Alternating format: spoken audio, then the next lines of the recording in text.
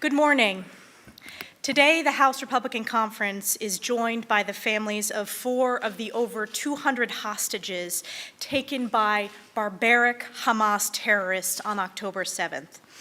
As a mother, sister, and daughter, my heart breaks for the unspeakable pain they are enduring every second of every day.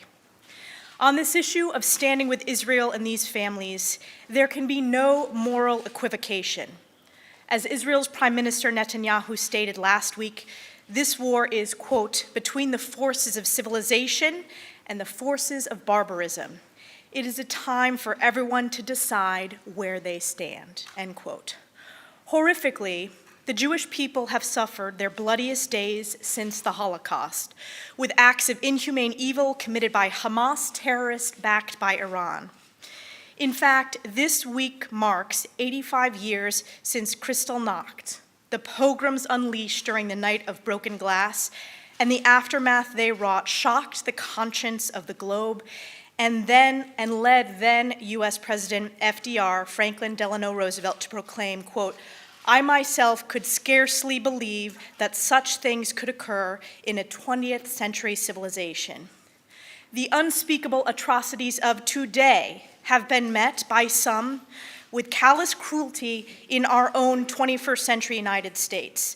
Posters of innocent victims have been ripped down. American universities failing to protect their Jewish students from intimidation, harassment, and violence. And just yesterday, an elderly Jewish man in Los Angeles was beaten to death by a pro-Palestine protester. Hear this loudly and clearly. House Republicans stand with these families next to us. We stand with the Jewish community, and we stand like a rock, as our speaker said, with our most precious ally, Israel. We will do everything in our power to ensure that Israel has the resources to return every last hostage to their family from these Hamas terrorists. With that, I am honored to introduce our Speaker of the House, a great friend of Israel, Speaker Mike Johnson. Thank you. Well, it's been said here, but today is the one-month anniversary of Hamas's horrific attack on the world's only Jewish state. The atrocities of that day and those following it have left a dark and indelible stain on the entire world. Everyone can see these atrocities. And as the Prime Minister Netanyahu said very clearly, this is a battle between light and darkness, between good and evil. As our cherished friend and ally Israel fights for its survival against the Iran-backed terrorists of Hamas, we will continue to stand up for human dignity and offer moral clarity. House Republicans understand that this moment demands decisive action, and we insist that we cannot waste any more time getting Israel the aid that it desperately needs. That's why, as the first act of my speakership, we passed a resolution condemning Hamas and reaffirming our solemn commitment to Israel. Days later, with bipartisan margins, we passed the Israel Security Supplemental Appropriations Act to provide billions in assistance to Israel in its time of great peril. And as we mark the one-month anniversary of this attack, House Republicans met with and heard from family members of some of the victims, not only to understand their grief and pain and worries, but to make clear why Israel must do everything in its power to wipe out Hamas and ensure that what happened October 7th can never happen again. I am honored to introduce these families to you today. And joining us here, I'll introduce, is Doris Leeper, who is representing her son, Guy Ilus. Guy is a 26-year-old musician who is living in Tel Aviv. He was enjoying the Nova Music Festival on October 7th when the attack happened. All of his friends were murdered, and Guy sustained a gunshot wound while running away. There has been no update on his condition since October 7th. Also with us is Yonathan Lulu Shemriz and Idu Lulu Shemriz, who are representing their brother, Elon Shemriz. Elon is a 26-year-old computer science student living in Kfar Aza who was kidnapped from his home by Hamas terrorists. His family has worked around the clock to receive information about his health and his whereabouts. And finally, Liran Bemir, who is representing his brothers, Ziv and Gali Bemir. Ziv and Gali are 26-year-old twin brothers, both working in the music, sound, and lighting industry. They are inseparable best friends and young adults who love traveling the world. They were abducted from their home on October 7th, and the family has received no update on their health since. I would ask them to come forward, and we'll start with Ms. Doris. If you'd like to speak for a moment, we'd invite you to do so.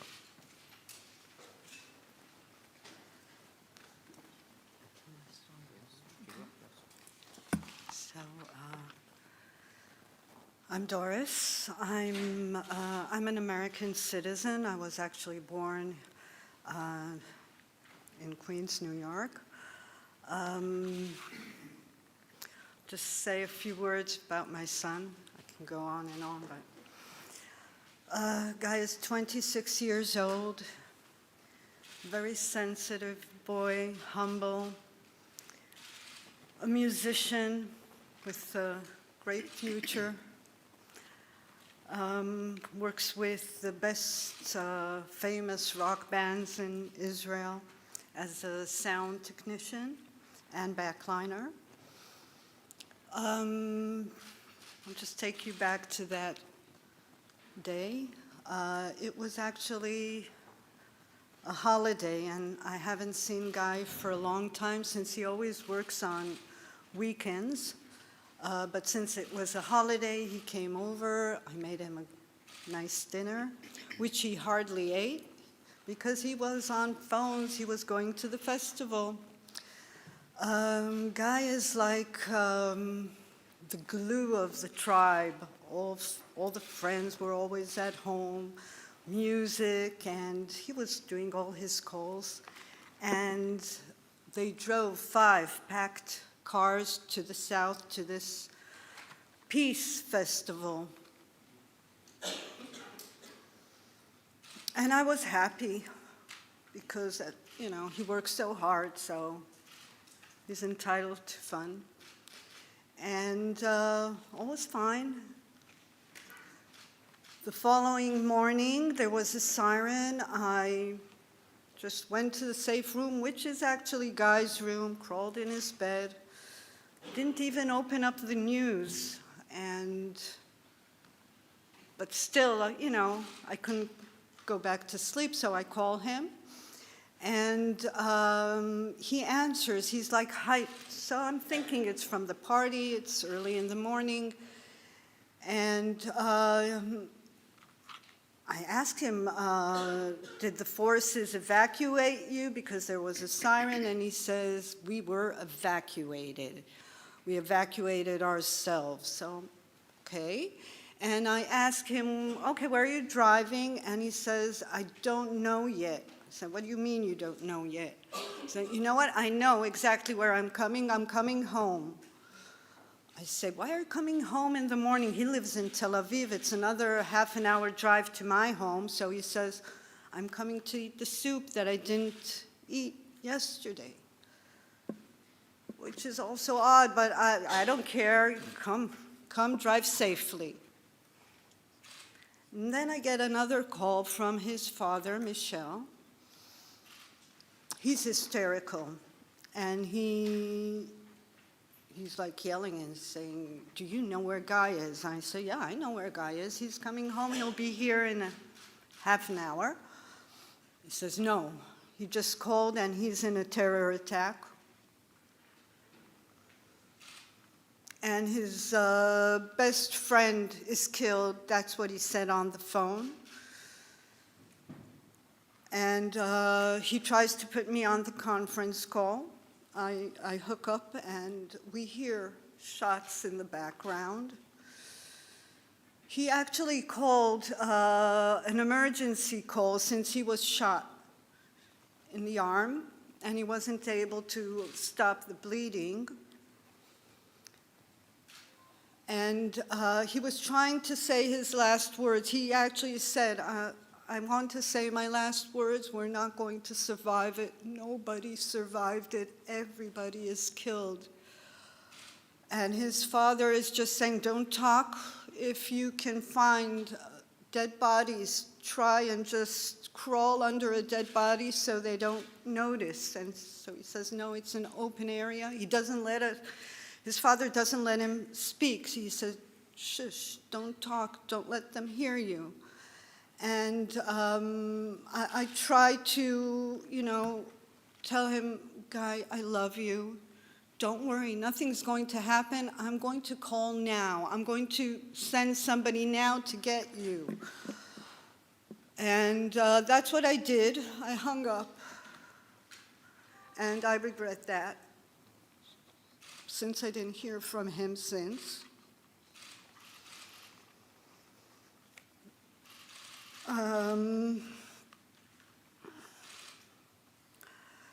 His father drove immediately to that place, but it was already closed by the police, no entry, and the next few hours were like crazy. Nobody knew anything. This continues on for the next few days. Nobody knows anything. It's like, we don't know if he's killed, if nobody even knew about, it's only like the next day that it spread out that there were hostages. For a week or so, I was just waiting to get a message that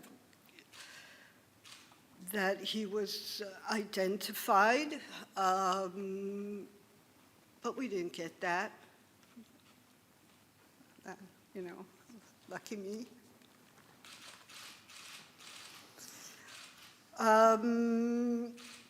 What we did get was on I think it was Al Jazeera, I'm not sure, a video of a Hamas guy, you know, with saying that Guy Iluz was killed by Israeli bombing. That's the point I break down, of course. But I actually get an immediate call from the military, and they came over and they say, look, don't pay attention to these whatever the Hamas says, but the good news is that he's a hostage. And this goes on, these mind games. I get a call not even a week ago, somebody calling me saying, this is a confidential call. You cannot say anything about this call.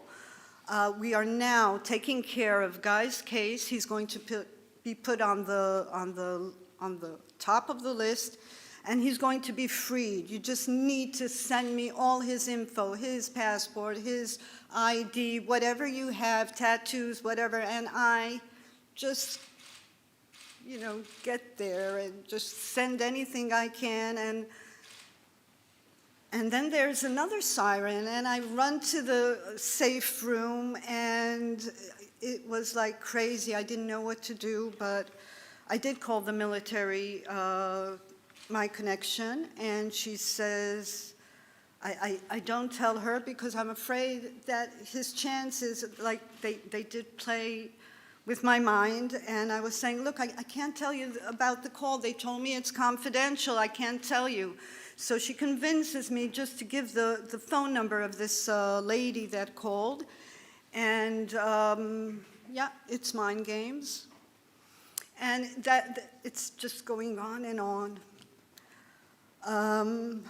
I'm here because it's been 30 days. Every day is like eternity to me, and I can't wait any longer because I know that he was shot. I don't know anything. Maybe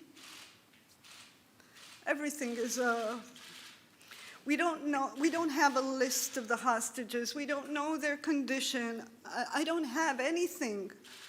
So I need your help, basically. You know, I'm part of your people. You're part of Israel, and America has been like the best allies, and I'm so proud of being an American, being an Israeli as well. But I do need you now because there's nothing helping me now. I pray, which I didn't do before, but just please help me. Oh, and one other thing, if I can, I just forgot. This is Guy. okay? His best friend is a hostage, too. This is Almog, his best friend. So that's it. Thank you for the opportunity. Thank you. We pray for both of them, and thank you for sharing your story. Jonathan and Edu, would you like to speak? Yeah. Hello, everyone. Thank you for having us. My name is Jonathan. This is my brother Ido. We used to live in Kibbutz Kfar Aza for 30 years. I live with my wife and my 2-year-old daughter. Our parents live in the same kibbutz, a couple houses from me. Ido lives in the heart of the kibbutz. And our brother alone kidnapped from his house in the same kibbutz. In that Saturday, my wife woke me up to the sound of the alarms and the missiles. As we rushed to the safe room, I managed to grab my birthday cake of my daughter and some water, and we locked ourselves in the safe room. Meanwhile, Ido sent me a message that he is in the safeguard of the kibbutz, and they called them up to take the guns and fight. And in that point, we realized that we are under attack. So I locked the safe room. I told my wife to be with my daughter, and I told her that I will guard the door.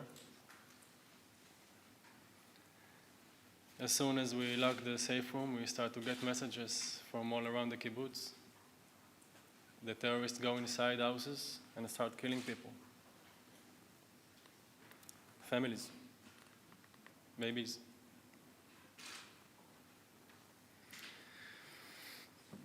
Around 10 o'clock, my younger brother alone wrote me a message that he heard terrorists go inside his house.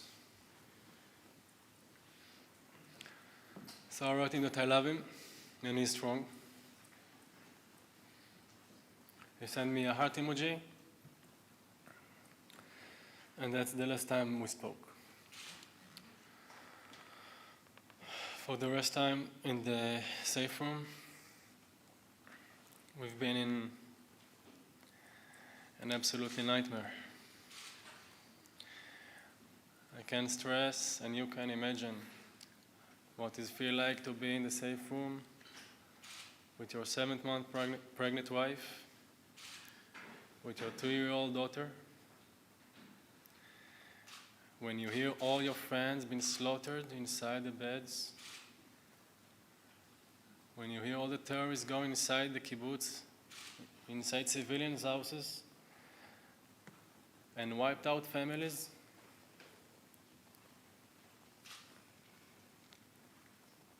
Alon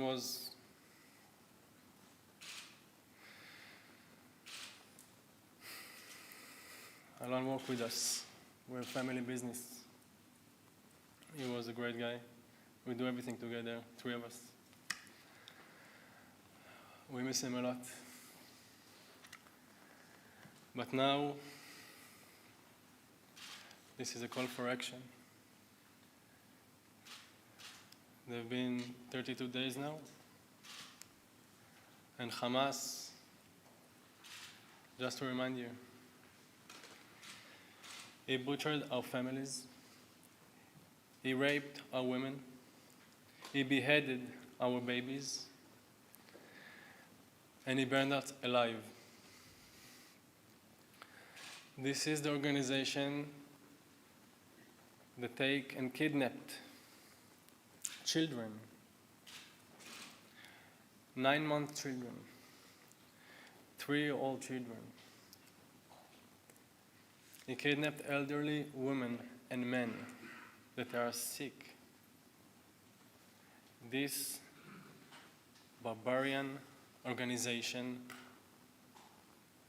kidnapped 240 plus civilians And every day now, you never know what they can do to them. I want to take to everyone here for having us, to the American government that help us, but it's not enough. We need help now. We don't know what is their condition. This is a call for action. And this is a wake-up call, not only for Israel, not only for the Jewish community. This is a wake-up call for all of you here, all of America, all of Europe. You are next. You are next. And we should do everything that we can to stop these atrocities to come and ever again. We need to remember 7th of October and do whatever that we can to stop this, Sorry. Thank you again. Thank you. The family's time is very short, but I wanted to ask Liran if he would like to speak briefly and share your story as well. Welcome you. Hello everyone, my name is Liran Berman, and on October 7, my life stopped when my two younger brothers, Gali and Ziv Berman, were kidnapped. I'm also from Ido and Yonatan kibbutz, Kfar Aza, on the border of the Gaza Strip. My whole family is living there. My father, my mother, my second brother, and my twins brother. They were in a certain age that all their life was ahead of them. 26, without any obligation. They worked, they partied, they cheered for their favorite football team, they traveled around the world as a family, with friends. And on October 7th, they were kidnapped from their beds in their safe rooms. Sorry, it's difficult. Like Yonatan said, we are pleading you, the world, to help us to speak with Hamas. We have no clue what's happened to them. We only know that they are in Gaza. We don't know if they are injured, if they are together, if they are still alive.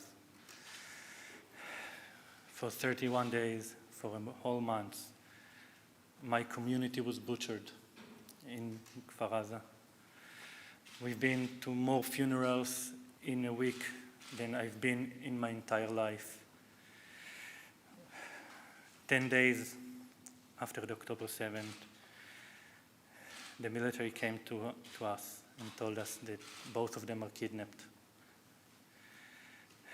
It's been too long for us to not know anything, to not hear anything, to know that the Red Cross hasn't entered to see the injured, that the Western world hasn't heard anything from the terrorist organization Hamas, who act like ISIS. I want to thank you all for having us here, for giving us a voice to speak to you, to the American people, to the Congress. It's appreciated. We need action. We need action now. Thank you. Thank you. Well, we want to thank these families again for their courage and their willingness to share your harrowing stories. And I will say again and reiterate once more, we will stand against these atrocities, and we will stand with Israel, and we'll stand with each of you and your families. We'll be praying for you, and we'll be taking action, because that's what we're going to do here. That's what's called for. I know that your time is short and you have to leave. I want to thank Jay and Jordan Sekulow, the American Center for Law and Justice, for helping facilitate the visit today. I know you have a tight itinerary, so we'll allow you all to step off the stage, if you will.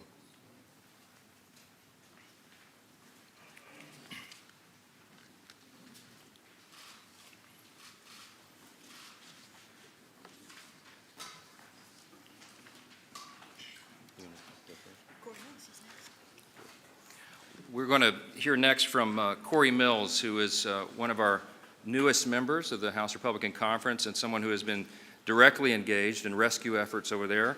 And I'll let him tell you a little bit about his experience because it's just as harrowing. Corey?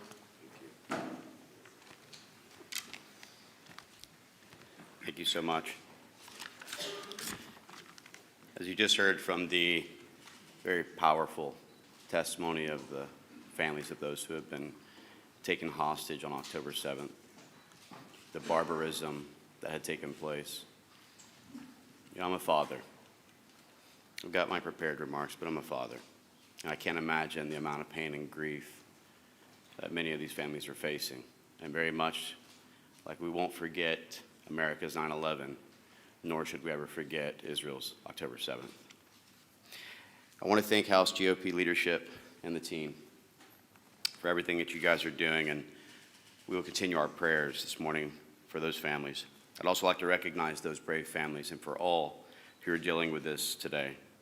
I'm praying for your loved one's safe return. We won't forget, and we won't give up. Just a few weeks ago, on October 7th, a horrible event occurred, and I knew that it was time to take action.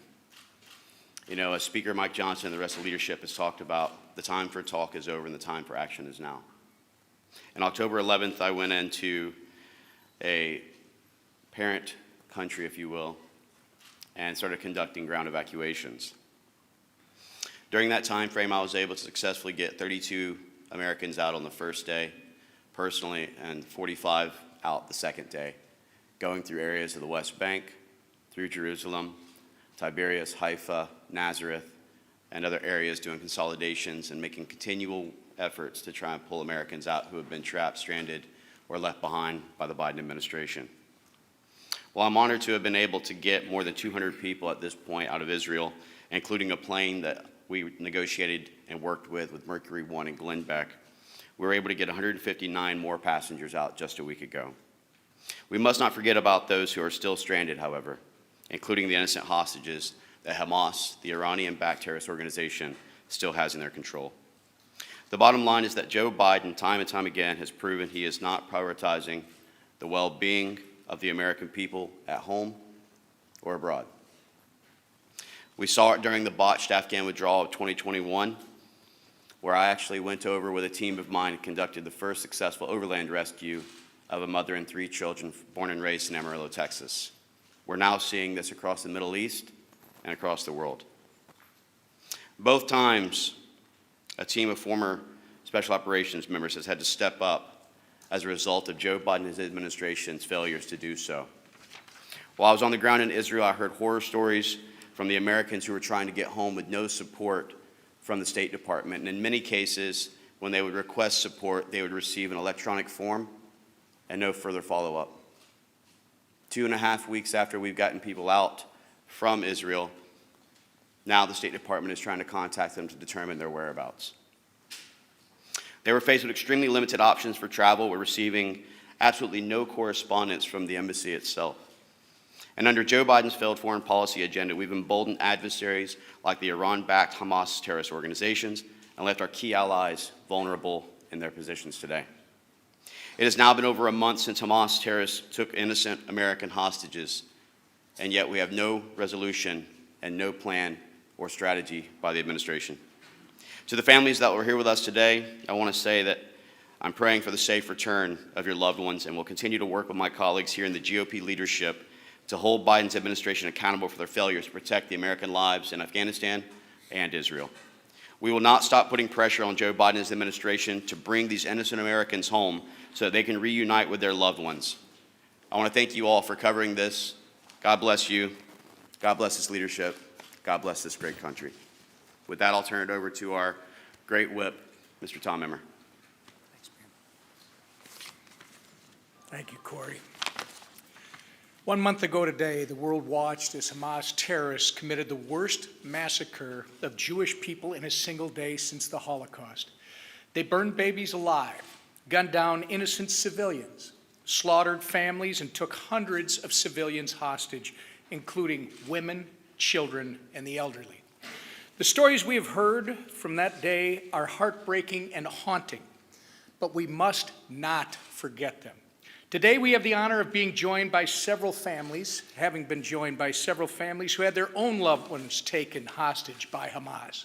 They bravely share their stories so that we won't forget, and the world won't forget, what kind of barbaric evil Israel is fighting against. To the families that were here with us, I want you to know that House Republicans are with you, and we join you in calling for the safe return of your family members and all hostages from Gaza. And to everyone else listening, let me be very clear. The state of Israel has a right to exist and to defend its people. And Israel is completely justified in its mission to eradicate Hamas once and for all. So long as Republicans are in the majority, this House will proudly stand with Israel. And now I turn it over to our great majority leader, Steve Scalise. Well, thank you, Whip Emmer. And it's heartbreaking when you listen to the stories of Doris, of so many others. Last Friday, we had some other family members of those who were slaughtered on the 7th, those who still have hostages that are taken in Gaza, and all they want is their family members back. This Republican majority will continue to stand with Israel in their right to defend themselves, to eliminate Hamas, and to get the hostages back. This is not a time to be talking about ceasefires, pauses. Hamas gave that up on the 7th when they went into villages and slaughtered people, when they attacked music festivals, peaceful music festivals, mowing down people, taking more hostages, including American citizens too. And so this is a war. It's a war that the people of Israel are resolved to confront. It's a war that we here in the United States are going to stand with Israel every step of the way to make sure these families get the relief they need, to get their family members back. Hopefully, pray to God their family members are still alive. And we're going to continue saying those prayers, but we're also going to be there every step of the way with them as well. So our resolve has never been stronger. We need to stand with Israel. We need to stand up against the anti-Semitism that we continue to see here. It's disturbing, it's alarming, but it shows you that this is a time that we need to continue to be strong in our support of Israel, but also strong in our resolve against the evils and the atrocities that seem to pop their heads up in ugly times like this. With that now, turn it back over to our speaker. Thank you all for your patience this morning. It's been a different kind of day here, but we wanted to give you an opportunity, as we regularly do every week, for a few questions if there are any. Yep, back. What exactly should the Biden administration do different in Israel right now to handle the situation better? And what's your plan to avert a government shutdown in this case? Well, as you know, we passed a bipartisan Israel support measure, which is exactly at the level that was requested by the White House and Israel, $14.5 billion. We included a pay for, and unfortunately, some of our Senate Democrat friends have taken issue with that. What our point has been, and what we are requesting, urging the White House and the Senate Democrats to do, is to complete that package and get it over the line so that we can get Israel the support and assistance it needs. I mentioned I spoke to Prime Minister Netanyahu on the phone a week ago and told him we would be there for him. About 24 hours ago, I spoke with my counterpart, the Speaker of the Knesset, and told him the same. We're resolved to help, and we want to do that, and House Republicans have done our part. With regard to the funding of the government, we're working earnestly on that. We certainly want to avoid a government shutdown. It's a dangerous time around the world right now. We recognize that, and we're doing our job. So we had a very, I would call it a refreshing, constructive family conversation in our House Republican Conference meeting an hour ago. Very deliberate, positive discussions about the many options that are on the table, and we'll be revealing what our plan is in short order. The United States has increased its military presence in the Middle East waters, in particular with strike groups and even submarines. Do you think that's enough of a deterrence to prevent this from spreading? Well, we hope so. I mean, I believe what we're trying to do is send a strong signal. We stand with Israel, and this conflict does not need to escalate. Again, the stories that you've heard and many others that we've all heard are so staggering what they're doing to innocent civilians. And this is clearly, as we've said so many times, good versus evil. The United States stands with the good, and we're going to stand with Israel, and that show of force, I think, is intentional and appropriate. Obviously, the package y'all passed, the Senate doesn't want to pass it. Would you attach Israel aid to kind of any CR that comes out of the House? Is that Well, I'm not going to tell you what the CR will entail yet, but I will tell you that we are urging consistently and very appropriately to get Israel done and finished. It's an urgent necessity. Some of our Senate colleagues took issue with the pay for that we put in there, but I made the point that we can take care of our allies and obligations and get our own fiscal house in order. Don't forget, we have a $33.6 trillion federal debt. The Treasury Department under the Biden administration said a little more than a week ago that we are going to need to borrow more than $1.5 trillion over the next 2 quarters to keep our government in operation. And we have to do these things simultaneously, and I believe we can. So we're urging that support as quick as we can. Mr. Speaker, can you just tell us more specifically when you expect to make a decision on a CR? Because again, just being 11 days out, we're getting very close to that clock. Also, can you walk us through this ladder CR approach for people who may not understand that, and why consider something new when you're less than 2 weeks out? Well, listen, our number one objective here is to take care of our obligations and do it in a responsible manner. We want to be good stewards of the public's treasury and treasure. And because we're in the situation that we're in, deeply in debt, we have to do this. We have to think about this differently. So with regard to the latter CR, or maybe a 2-tiered CR, it's one of the ideas that has been discussed. There's nothing magical or mysterious about it. It would just be effectively 2 phases. You would do one part, a subset of the bills by a December date, and the rest of it by a January date. The other alternative is a CR that would go into January with certain stipulations. But again, I'm not going to show you all the cards right now. We have some very constructive and I think very positive discussions going on. I think it should be palatable to our colleagues in the Senate because they understand we've got to get the job done. I'll tell you, I'm very encouraged, and I think the American people are encouraged when they see the hard work that's being done here. We made a commitment that we will get back to the business of actually passing appropriations bills. That has not been done here in a long, long time, as you all know. And so 12 separate appropriations bills moving through the process in regular order. We're running up against the clock on November 17th, and we're obviously aware of that. But we are going to get the job done, and we're taking care of that business. So I'll give you more details soon. Let me go front row. Sorry. So when it comes to this CR, obviously, as Nicole just mentioned, we're 11 days away. Can we expect to vote this week on a CR, or are we looking at potentially next week? And when you bring it to the floor, are you prepared to make sure you have all Republican votes, considering that the last speaker was ousted because he needed Democrat votes when it came to a CR? Well, look, I told you we're having very constructive discussions inside the room. I believe all Republicans want to get to the same end, and that is to take care of our responsibilities. I'm not going to tell you when we'll bring it to the floor, but it will be in time. How about that? Trust us, we're working through the process in a way that I think the people will be proud of. And we've got a lot of business to attend to here, so thank you. Thanks a lot.